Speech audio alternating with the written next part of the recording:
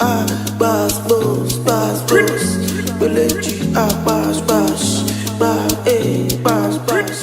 guys, welcome back to my channel. There's no time for any long intro today, so let's just get right into it. So to get straight into the video, the company that we're going to be working with today is Myshinywigs.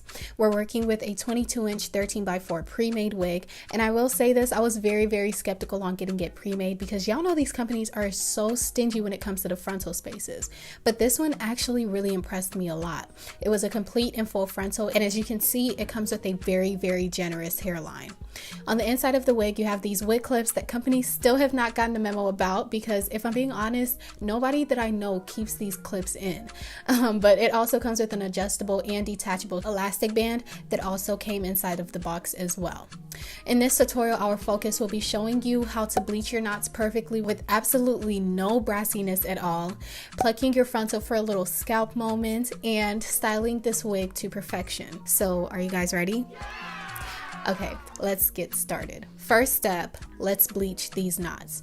So with this being a pre-made wig, we don't really have that luxury of bleaching our knots on a flat area or space. So the first thing that I'm going to be doing is spray my hair backwards to make sure that absolutely no hairs get in the way. To bleach our knots, at this point, y'all already know the drill. We can basically bleach knots with our eyes closed, if I'm being honest with you. But I'm mixing my bleach developer and bleach powder together to create a paste, but not too thick of a paste. So I tried to get the wig as flat as possible, but I made sure I'm not pressing it down completely so that those hairs on the other side are not easily bleached. And I like to hold on to my wig on certain parts so that I can feel the pressure that I'm actually applying. We don't want to apply too much pressure because trust me, that is a recipe for disaster. So yeah, basically with this application, just take your time and check up on the other side every once in a while to make sure that those hairs are not being covered. So basically I let that sit in until it was at the desired bleach level that I wanted, and for this hair that did not even take long at all. Like, that seriously tells you that this hair is some quality hair. So you can see that the knots are way less visible and absolutely no hair was covered in the process. This is such a big accomplishment, girl. You should be proud. But I'm rinsing it all out to stop the bleaching process, and although these knots are way less visible, you can see that it has a bit of brassiness to it that we do not want at all. And with the help of Peak Mill, I was able to pick up on this new trick that I wanted to share with you guys. Instead of applying the purple shampoo on the lace and then letting it sit in and dry out, basically I'm mixing a bowl of water with the purple shampoo and just creating a mixture that I'm going to let the hair sit in for about 10 minutes or so. Once that 10 minutes is up, it is time to rinse every single thing out. All of the brassiness is gone completely and all the knots are evenly toned.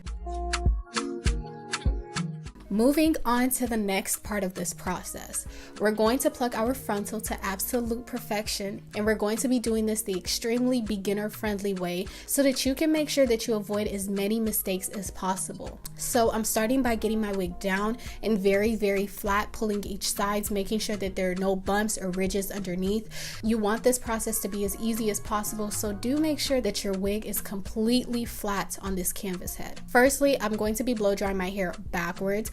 This step to me is so necessary, especially when I was a beginner, because it allows me to see everything that I'm doing clearly. It also helps you visualize how your frontal is going to lay once everything is all laid and styled and installed on your head as well. You can also hot comb it as well if you want to give you more of a sleekness, or you can really do both.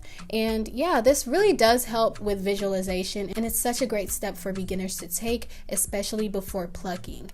And also to add, it'll help you not to pluck too much or not too little as well.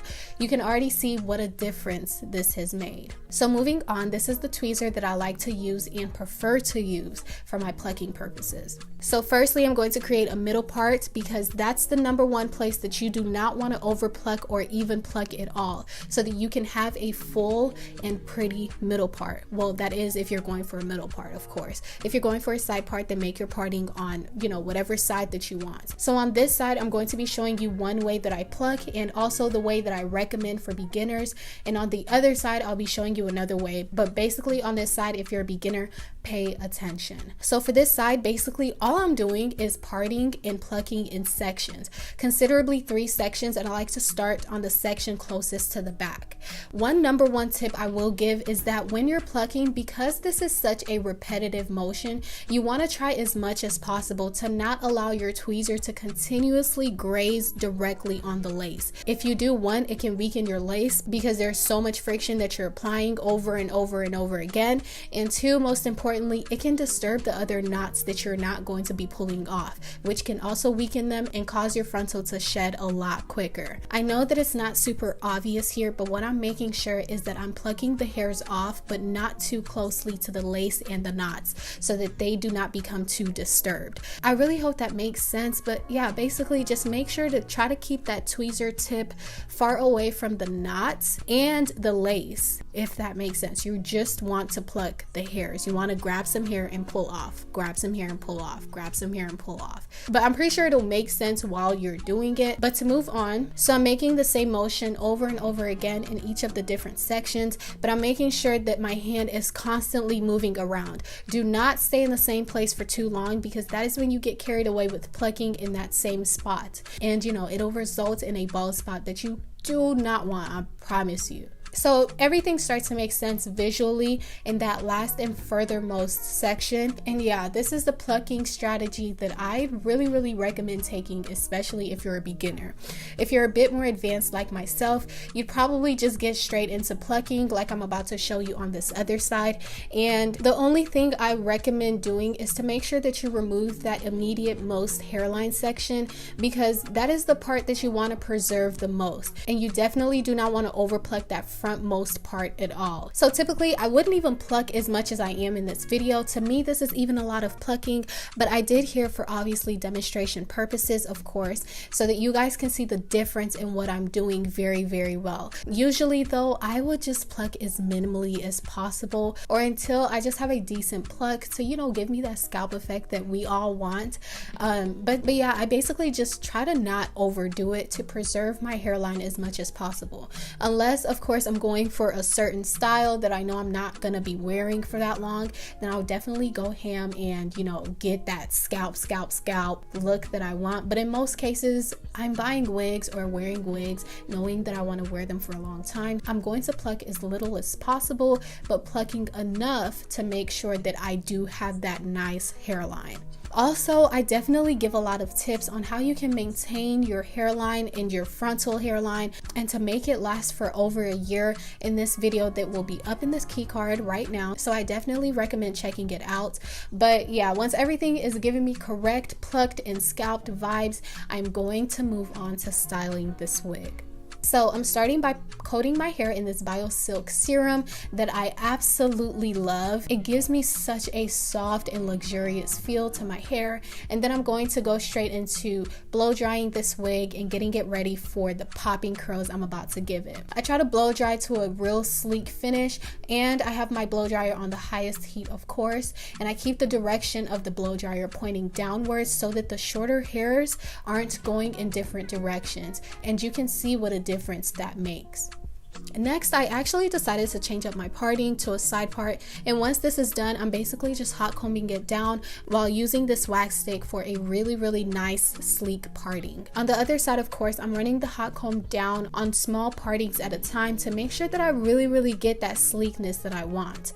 This is probably my favorite part because you can really see everything come together at this point, to the point where you almost forget what your wig actually started out like. But moving right along, the next step, I'm just going to be curling my units. I'm not a pro at curling, and I don't claim to be, especially with the curling iron, so we're not even going to get too deep into this, okay? But I'm using pins and this big sexy hairspray to really work the curls. And do I really like this hairspray? No, but I'm going to keep using it until I'm out before I get a new one. I'm almost out anyway, so it doesn't even matter. If you guys can recommend some really good hairsprays to me down below, I would really appreciate that. I basically want a hairspray that does give me that hold, but I don't like that crunchy effect that Got To Be spray gives. And yeah, I just don't like it at all. And this hairspray as well gives that. I just don't like it. But moving on, I also did decide to add some layers to her so that the curls don't fall too flat. I really do suggest doing this to your curly units to just add that extra volume to it. But once I'm done curling this entire unit, this is what everything is looking like, and it is time to put this beautiful unit on. So moving on from this point forward, everything is a bit lazy. I'm not even gonna lie to you guys. I had a rough day this day, but in the end it did come together and everything looked bomb. But I'm literally just putting a wig cap on, and I put a bit of foundation powder on top of it. I was just too lazy to do the whole bald cap method and all of that. I didn't want to go through any of that, but I would recommend doing that, especially for HD lace like this one, because here I really did regret not doing the bald cap method or not even wearing a cap at all, and you'll see why in a bit. But my first step is to take the rat tail comb and to cut out the shape of my ears. This part is so crucial and can literally make or break your wig. You can ruin the fit of a perfectly good unit just by cutting too much of the lace off. So try to stay as close to your ear as possible and try to get it to look just like this, because this right here is perfect. I did the same exact thing on the other side of my unit, and once we're all done with that, I tightened everything at the bottom, you know, the elastic band strips that it comes with, just to give me a really secure fitting. I basically just buckled the things together and I just kept it pushing, to be honest. To cut my lace, I'm using these medical scissors that I got from Amazon, and I'm showing you guys here that I'm cutting downwards each time to give me that rigid look, because the last thing you want to do is cut a straight line on your lace. You want to cut like this for a more natural and seamless blend. And once that is all done, the fit is fairly okay with me, so I simply decided to just spray everything down, spray down those very naughty sides down. Y'all know these sideburns are so stuck up and so irritating and so annoying. So yeah, I basically just used this ORS spray. I ran out of Got To Be spray, and if I had any left, I most likely would have used that, but this one worked perfectly fine as well. So as you can see, I definitely underestimated the quality of this HD lace, because girl, you can see that wig cap right through it. We're just going to have to pretend that that is not there at all. Next time I'll be sure to wear this wig with either doing the bald cap method or not even wearing the bald cap thingy at all, because no, like this looks a bit embarrassing, and thank God I was not going anywhere after this. But yeah, I have my baby hairs cut and ready, and with some foaming spray I'm basically just laying that down, and I also put some foaming spray on the perimeter of the lace so that it can further help with melting that lace as well.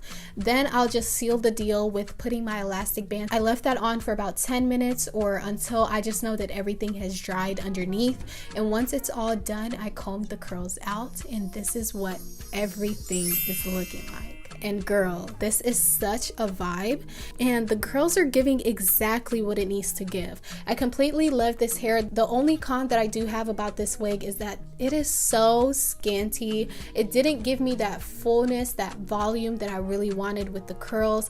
I'm pretty sure this was 180 density or something like that, but it was not as full as I wanted it to be. So if you do get it, I would recommend just buying an extra bundle so that you can add the tracks to the hair, or if they have an option where you can get a higher density, then definitely do that. But other than that, I completely love this hair. Super quality hair.